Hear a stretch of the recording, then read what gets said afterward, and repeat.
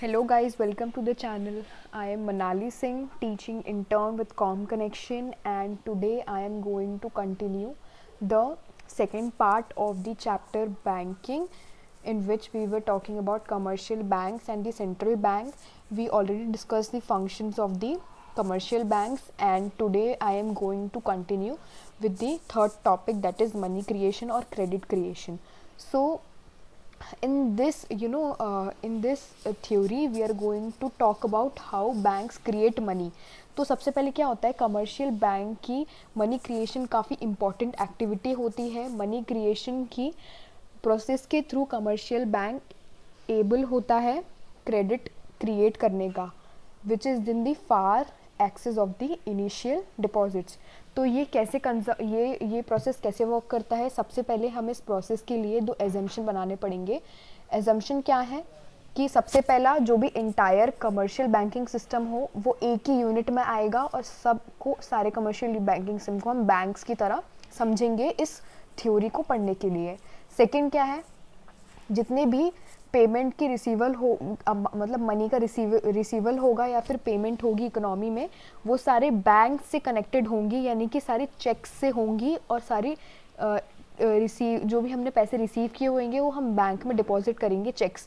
तो किसी भी तरीके से कोई कैश ट्रांजैक्शन हम इसमें इन्वॉल्व नहीं करेंगे इस मनी क्रिएशन के प्रोसेस को पढ़ने के लिए कि कैसे बैंक्स मनी क्रिएट करता है.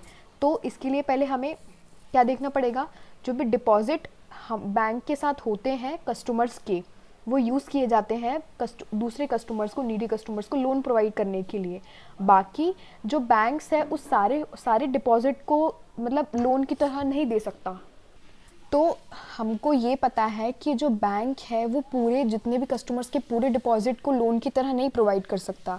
कुछ मतलब लीगली कंपलसरी है कुछ बैंक्स को कुछ certain amount of fraction deposit का ऐसे रिजर्व की तरह रखना, जिससे अगर कंटिजेंसीज में कोई कस्टमर, बहुत सारे कस्टमर्स आ जाते हैं जिनको एक टाइम पर पैसों की नीड पड़ी है, तो बैंक के पास में किसी पैसे की कमी ना पड़े.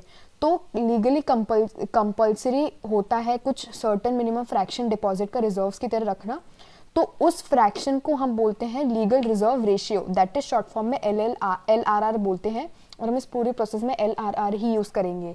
तो आप समझ लीजिए वो फ्रैक्शन जो कि डिपॉजिट का थोड़ा सा पार्ट बैंक जो रिजर्व में रखता है फॉर द फ्यूचर नीड्स, तो उसको हम बोलते हैं legal reserve ratio, that is LRR. और ये फिक्स्ड होता है सेंट्रल बैंक यानी RBI की तरफ से. बैंक पूरा 100% रिजर्व नहीं रखता है. सपोज एक के पास से 10,000 रुपये हुए तो 10,000 रुपये का पूरा रिजर्व रखा नहीं, कुछ परसेंटेज होता है जो कि अगेन सेंट्रल बैंक बताता है. तो why only fraction of deposit, क्यों थोड़ा सा फ्रैक्शन, इसका कुछ रीज़न है कि सबसे पहले टू थिंग्स होती हैं. डिपॉजिटर्स सारे एक साथ क्या नाम है नहीं पहुंचेंगे अपने विड्रॉल के लिए at the same time. Also एक साथ सारा विड्रॉल नहीं करेंगे. मतलब इसमें दो चीज़ है, depositors do not approach the bank for withdrawal of money at the same time, also they do not withdraw the entire amount in one go. ना तो सारे डिपॉजिटर्स एक साथ जाएंगे, ना ही एक साथ में सारा पैसा निकालेंगे. तो इसीलिए 100% कंपल्सरीली नहीं करना पड़ता है, कुछ पर्टिकुलर फ्रैक्शन ही करना होता है. और नए डिपॉजिट का कांस्टेंट फ्लो आता है, बार बार नए कस्टमर्स आएंगे डिपॉजिट करेंगे, बार बार नए कस्टमर्स आएंगे डिपॉजिट करेंगे. तो इसीलिए सारा फ्रैक्शन नहीं रखना पड़ता है कैश रिजर्व्स में. इसीलिए this is the reason why only fraction of deposit is kept as cash reserves. So now we are going to study the process of money creation through an example. तो क्या हुआ, सबसे पहले एक customer ए आया, उसने डिपॉजिट किया initial bank के साथ ₹1,000 का, और LRR है 20%.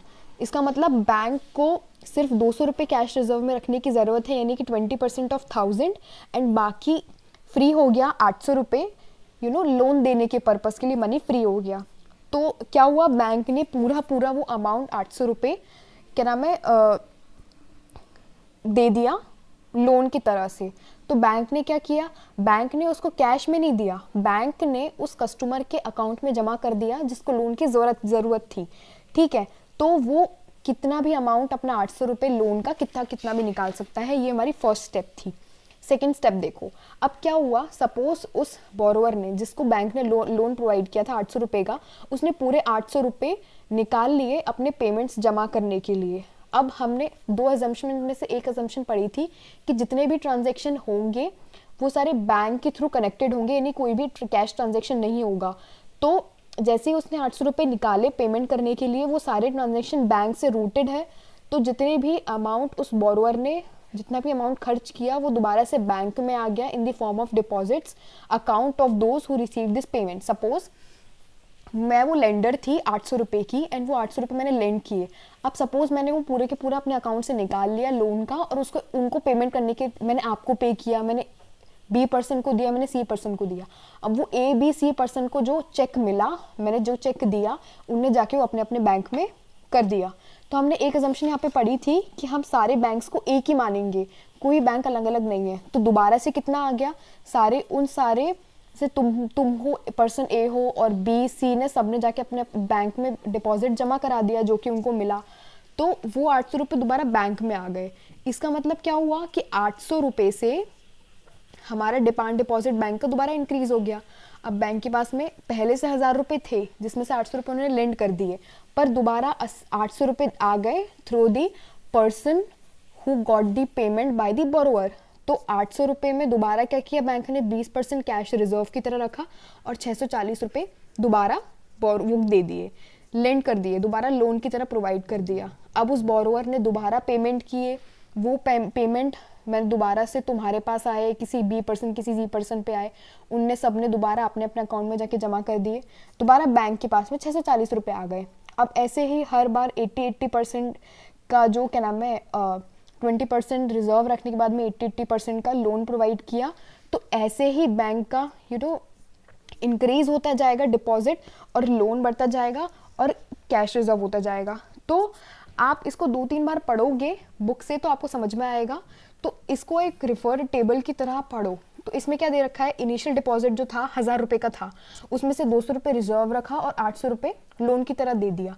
अब उस बंदे को जिसको लोन मिला था उसने जिनको पेमेंट किया उसको चेक के थ्रू किया था। हमने एजम्पशन क्या लिया था कि एक ही बैंक है। अब जिनको ये चेक मिला उन्होंने वापस आके बैंक में जमा किया, तो बैंक सारे एक ही थे, दोबारा से 800 रुपये आए कि नहीं आए बैंक के पास। बैंक ने फिर 20% रिजर्व में डाला, 160 रुपये और 640 रुपये लोन की तरह दे दिया। ऐसे ही करते करते करते करते लास्ट में जो डिपॉजिट हो जाएगा 5000 का हो जाएगा, जिसमें से 4000 ऑलरेडी लोन में दे चुके हैं और जो 1000 हमारा कैश रिजर्व में चला गया। तो this is how the money multiplies with the bank. ऐसे मनी क्रिएट करता है कमर्शियल बैंक, और मतलब जैसे 5 टाइम्स जो भी वैल्यू हुई वो मनी मल्टीप्लायर हुई।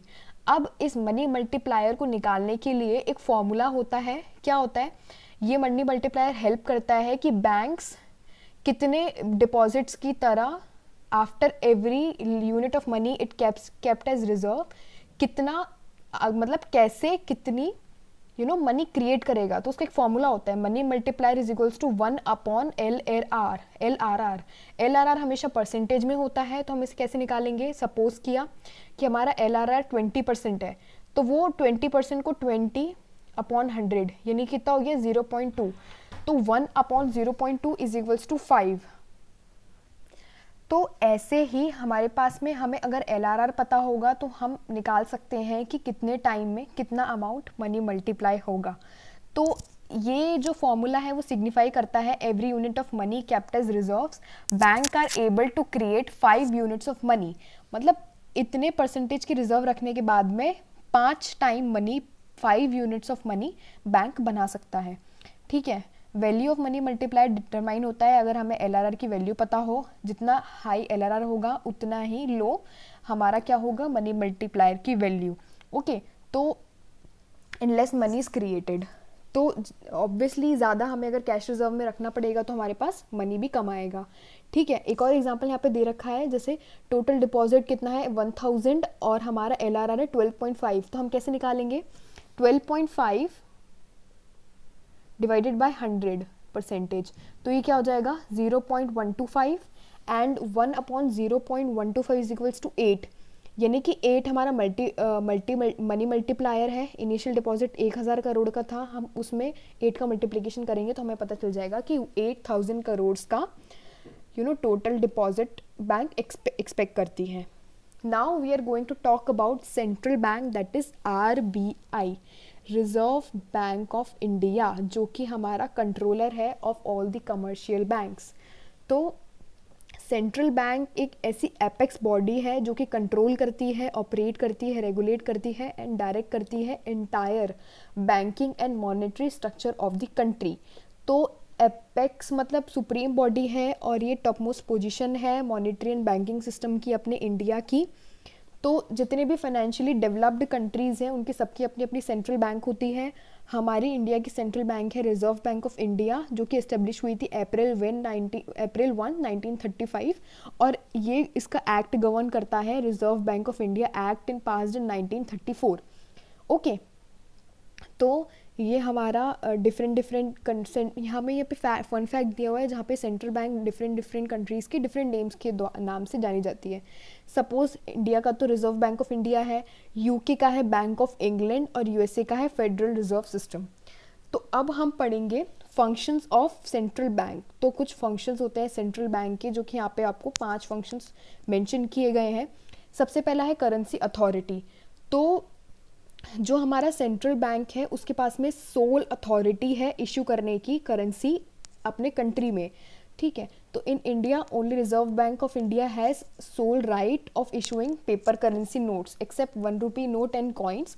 तो जो 1 रुपी नोट और कॉइन है वो मिनिस्ट्री ऑफ फाइनेंस इशू करती है। बाकी जितने भी अपनी मनी सप्लाई है जो कि हमने लास्ट वीडियो में पढ़ा था वो reserve Bank of India issue करती है, ठीक है। जितने भी करेंसी है वो इशू करती है सेंट्रल बैंक और उसकी मॉनेटरी लाइबिलिटी होती है, यानी कि central bank is obliged to back the currency with assets of equal value to enhance public confidence in paper currency. तो जितना भी हमारे पब्लिक के पास में मनी होगा उसके इक्वल अमाउंट का reserve in the kind of assets is kept with the RBI, ठीक है।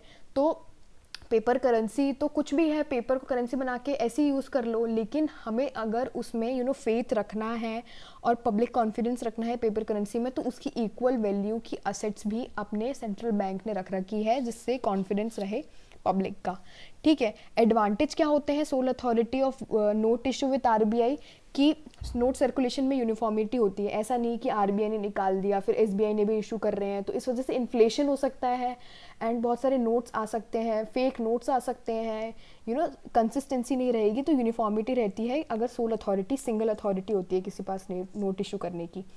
ऑल्सो सेंट्रल बैंक के पास पावर है इन्फ्लुएंस करना money supply because currency with public is the part of money supply. तो अगर सेंट्रल बैंक के पास power है कि वो मनी सप्लाई को कंट्रोल कर सकती है, कब ज़्यादा करनी है कब कम करनी है, तो इसीलिए एडवांटेज है सोल अथॉरिटी होने का, ठीक है। गवर्नमेंट को सुपरविजन करना पड़ता है, कंट्रोल करना पड़ता है सेंट्रल बैंक की with respect to issue of notes. तो जो कमर्शियल बैंक्स हैं वो भी हमें कब प्रोवाइड कराएंगे पैसे, जब आरबीआई को ये अथॉरिटी होगी। तो गवर्नमेंट को सुपरविजन देता है, enables government to control the central bank with respect to issue of notes, okay। Public faith को इंश्योर करता है करेंसी सिस्टम में, ऑल्सो स्टेबलाइज करता है external and internal value of currency. So now we are going to talk about functions one by one. That is first था अपना currency authority. तो currency कैसे इशू करता है, किसके पास अथॉरिटी है एंड क्या क्या एडवांटेज है, तो वो ऑलरेडी हमने डिस्कस कर चुके हैं। सेकेंड हमारा था बैंकर टू द गवर्नमेंट। तो जो रिजर्व बैंक ऑफ इंडिया है वो act as a banker, agent and financial advisor to the central government and all the state government except that of Jammu Kashmir. So जो भी हमारा रिजर्व बैंक है वो help करता है, गाइड करता है हमारी सेंट्रल गवर्नमेंट को और जो हमारी स्टेट गवर्नमेंट्स को। तो जो भी गवर्नमेंट के बैंकिंग बिजनेस होते हैं वो as a banker RBI conduct करता है। जैसे फर्स्ट हर करंट अकाउंट मेंटेन करता है हर गवर्नमेंट की कैश बैलेंसेस को रखने के लिए, एंड जितने भी रिसीट्स होते हैं या फिर पेमेंट होती है जो गवर्नमेंट करती है ना, जितनी भी एक्सचेंजेस होती है, रेमिटेंसेस होते हैं, अदर बैंकिंग ऑपरेशंस होती हैं, वो आरबीआई अंडरटेक करता है गवर्नमेंट के बिहाफ पे, गवर्नमेंट के अकाउंट मेंटेन करने के अकॉर्डिंगली। और ऑल्सो गवर्नमेंट को टेम्पररी पीरियड के लिए लोन्स और एडवांसेस प्रोवाइड करता है। Government borrows money by selling treasury bills to the central government. तो जो भी गवर्नमेंट के ट्रेजरी बिल्स होते हैं उसको सेल करके कभी भी गवर्नमेंट लोन ले सकती है। तो एक तरह से बैंकर है गवर्नमेंट के लिए, उनकी कैश बैलेंसेस रखने के लिए, उनके डिपॉजिट्स को एक्सेप्ट करने के लिए, पेमेंट करने के लिए उनके बिहाफ पर, और उनको लोन प्रोवाइड करने के लिए टेम्प्रेरी पीरियड्स के लिए गवर्नमेंट को जब उनको हेल्प करे। तो ये एज अ बैंकर फंक्शन है। एज एन एजेंट फंक्शन कैसे है कि सेंट्रल बैंक के पास रिस्पॉन्सिबिलिटी है पब्लिक डेट को मेंटेन करने की, मैनेज करने की। तो एक तरह से गवर्नमेंट का एजेंट की तरह सेंट्रल बैंक हेल्प करती है पब्लिक डेट्स को मैनेज करने के लिए। एक फाइनेंशियल एडवाइज़र की तरह भी बैंकर है गवर्नमेंट के लिए। सपोज़ कि अगर सेंट्रल बैंक को गवर्नमेंट को एडवाइजरी की नीड है कि कैसे क्या क्या हमें मॉनेटरी मतलब पॉलिसीज़ बनानी है या फिर इकोनॉमिक मैटर्स पे कुछ डिस्कशन करना है, तो एक फाइनेंशियल एडवाइज़र की तरह भी आरबीआई हेल्प करता है गवर्नमेंट को। तो एज अ 3 फंक्शन हमने बैंकर्स के पढ़े।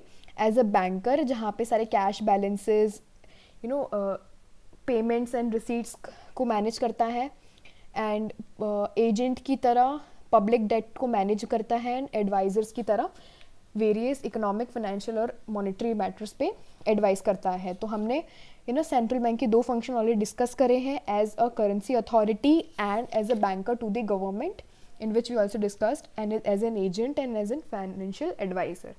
So this is all in this video, and I hope you understood this, and I hope you liked our efforts.